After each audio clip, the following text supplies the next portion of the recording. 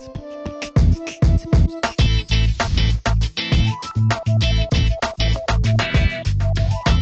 a lot of differences that make this a woman-specific running shoe.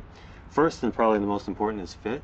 It's built on what's called a woman-specific last. And a last is just a kind of a stand-in for the foot that we use when we're making a shoe. And the last is important because it pretty much determines how that shoe is going to fit. So the women's Lunar Glide is built on a last that's different from the men's to provide a fit that's specific to the shape of a woman's foot. So that's very important. The next one is this heel counter that you can see here. On the men's shoe, we had this big, beefy, kind of molded plastic heel counter. In the women's shoe, we have something that's very different and very innovative. What we know is that women's heels vary tremendously in shape, much more so than men's.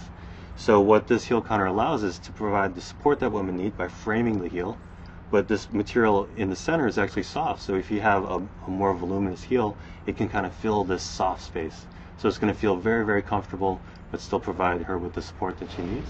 Moving up to the midfoot, we have, as you saw in the men's shoe, this panel of fly wire that provides really good support and fit around the midfoot. But a key difference is that on the women's shoe, we have what we call an arch fit strap, which is a piece of soft microfiber synthetic that allows her to get added support around the arch. And then this strap also has this added row of eyelets so that you can get a bit of a custom fit around that arch as well. Just ahead of the arch fit strap, we have this dynamic fit expansion window. And that's there because we know that women's feet are different than men's in terms of the shape. And one of the key differences is in the forefoot, where women tend to have a little bit wider foot. So this window has a stretchy material in here, and that allows the upper to expand, so that if you do have a little bit of a wider foot, or you maybe have issues with bunions, then the upper can conform to the shape of your foot. So that's another key difference. The sock liner itself is actually also different in shape in the women's shoe, and it's done, well, the difference is essentially that there's a little bit more of a scoop or a cup, so that you get added cushioning from your heel itself. That actually, that fat pad built into your heel is allowed to do a little bit more in terms of providing cushioning for your foot.